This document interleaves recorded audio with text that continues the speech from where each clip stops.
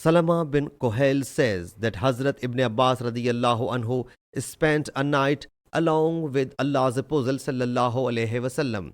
Ibn Abbas radiyallahu anhu said, Allah's Apostle sallallahu alaihi wasallam got up and went near the water skin, spilled water from it, performed the ablution, and neither consumed excessive water nor missed anything of the ablution.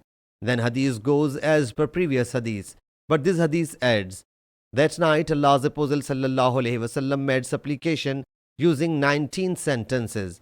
Salama says that Quraib told him those sentences, but he remembers only 12 and has forgotten the rest of them.